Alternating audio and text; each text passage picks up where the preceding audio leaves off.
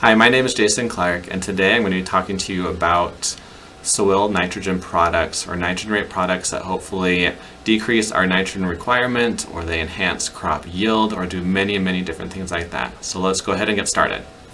So if we look over here on our slides, we can see a bunch of different microbes, different fungi, different microscopic ones, and some of these are great and they do a lot of good things. And there's sometimes very good nitrogen products out there that do help protect our nitrogen from either volatilizing or leaching down further in the soil. However, of recent years, a lot of these companies are taking these products, putting them and marketing them to us. And sometimes they'll come to us with data that looks a little bit like this. They'll say, well, if we put 160 pounds of nitrogen on, we get a yield of 190 bushels. If we put 120 on plus our product, we get 188 bushels per acre. So in essence, you're saving 40 pounds of nitrogen if you use our product. But my question is this. Looking at this data, what questions should you now have for that person selling you this product? But before we get into specific questions, I want to go over one concept, and that's corn's response to nitrogen rate. So here on this graph here, we have our corn yield on our y-axis, we have our fertilizer nitrogen rate again on our x-axis, and this is what we typically see when we do yield against nitrogen rates increasing. They slowly increase at first, we get an increase in yield with more nitrogen rate, and then we slowly optimize where we're no longer getting an increase in yield. For instance, here we're optimized about 120 pounds of N per acre. But if we remember, that study compared 160 pounds of nitrogen and 120 pounds of nitrogen per acre. So both of these without a nitrogen rate product, we can see their yields are equivalent. They're pretty much the same yield, 40 pounds difference in nitrogen rate requirements.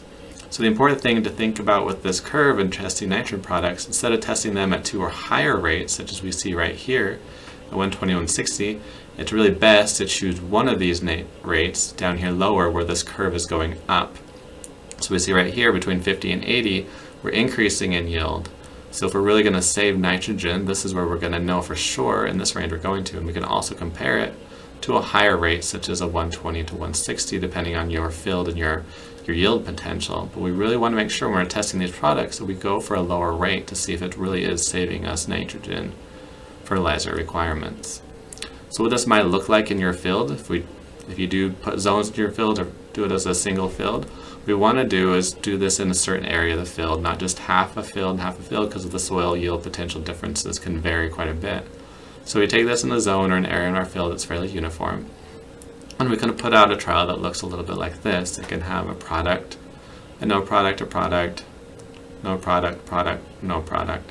And this basically gives us 4 replications of no product, 4 replications of product, so we can see the little variability in replication if this product works. And if we have the means, we can even do it in multiple areas of the field to see if soil type in this field changes our results at all.